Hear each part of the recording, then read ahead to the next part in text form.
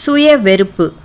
நீங்கள் உங்கள் வஸ்திரங்களை அல்ல, உங்கள் இருதயங்களை கிழித்து உங்கள் தேவனாகிய கர்த்தர் இடத்தில் திரும்புங்கள்.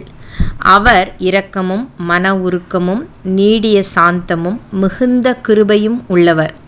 அவர் தீங்குக்கு மனஸ்தாபம் படுகிறவருமாய் இருக்கிறார்.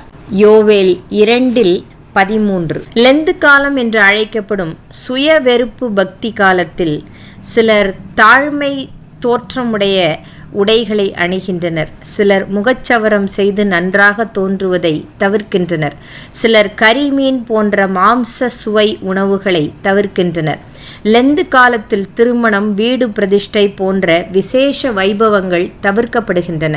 சுய வெறுப்பிற்கு சான்றாக டப்பாக்களில் சில்லறை பணம் சேகரிக்கப்பட்டு சபைக்கு கொடுக்கப்படுகின்றன.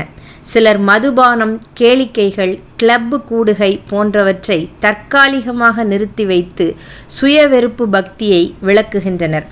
ஆனால் இவை ஏதும் புதிய ஏற்பாட்டு காலத்தில் ஒருவர் சுயத்தை வெறுப்பதற்கான சான்றுகளாக அங்கீகரிக்கப்படுவதில்லை. இவை எதுவும் உண்மையான சுய வெறுப்பினை உறுதிப்படுத்தும் அடையாளங்களே அல்ல. இவை யாவும் பிற மதங்களில் பக்தி விரதங்களாக கடைபிடிக்கப்படும் விஷயங்கள். புதிய ஏற்பாடு சரீர ரீதியான சுய வெறுப்பை அல்ல, தோற்ற ரீதியான சுய வெறுப்பை அல்ல, சரீர ஒழுக்க ரீதியான சுய வெறுப்பை அல்ல, அது இருதயத்திற்குள் நடைபெற வேண்டிய சுய வெறுப்பை குறித்து பேசுகின்றது.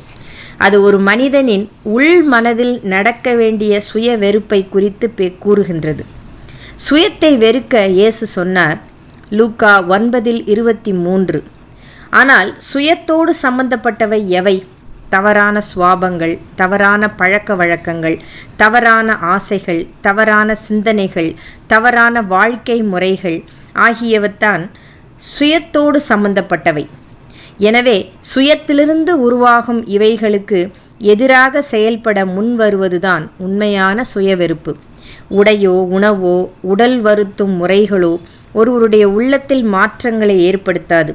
இவை யாவற்றையும் ஒரு மனிதன் சுய முயற்சிகளினாலும் செய்யலாம்.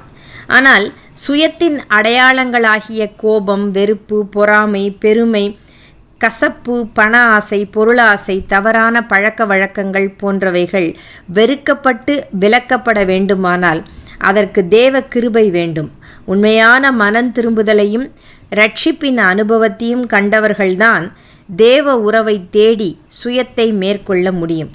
சிந்தனைக்கு சாதுவாகவோ சந்நியாசியாகவோ மாறுவது அல்ல, சரியான சத்தியத்தில் வாழ்ந்து காட்டுவதே கிறிஸ்தவம்.